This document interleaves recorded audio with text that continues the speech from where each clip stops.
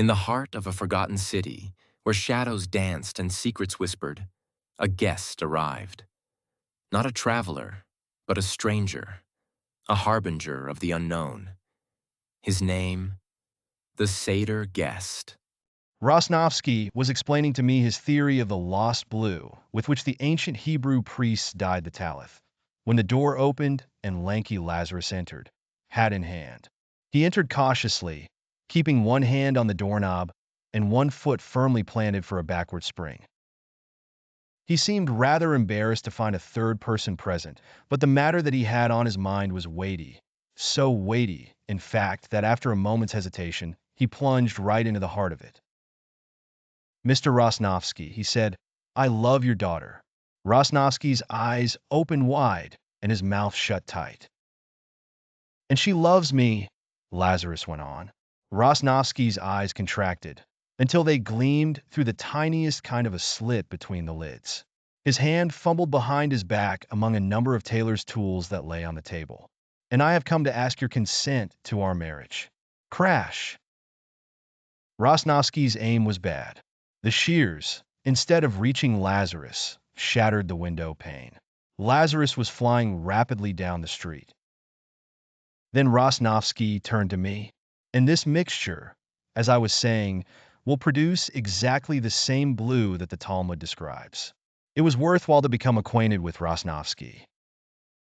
When aroused, or crossed, or seriously annoyed, he had a frightful temper, and the man whose misfortune it had been to stir him up was the object of a malediction as bitter as it was fierce, extending through all his family for, usually, a dozen generations. Then, in startling contrast to this, he was a devout son of Abraham. In moments of serious reflection, he would be almost overcome by a feeling of piety, and at such times all that was good and noble in his nature asserted itself. It was a strange blending of the prosaic with the patriarchal. "How came the original color to be lost?" I asked. Rosnovsky looked at me for a moment. Then he shook his head. "That scamp has upset me completely," he said. "Some other time I'll tell you. Just now I can think of nothing but the effrontery of that scoundrel." "What makes you so bitter toward him?" I ventured to ask. "Bitter, bitter. He wants to marry Miriam. The audacity of the wretch. My only child. And here he practically tells me to my face that he has been making love to her, and that he has ascertained that she is in love with him. And I never knew it, never even suspected it. A curse on the scamp, sneaking into my home to steal my daughter from me. The dishonorable villain. I trusted him. The viper. May he suffer a million torments. May the fiends possess him." I ventured to suggest that it was the way of the world. I departed, somewhat hastily. I did not like the way he glared at me.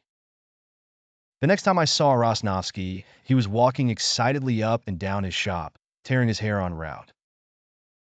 When he saw me, he sprang forward and clutched me by the shoulder. "Here," he cried, "I will leave it to you. You were here when he had the audacity to confess his guilt to my face.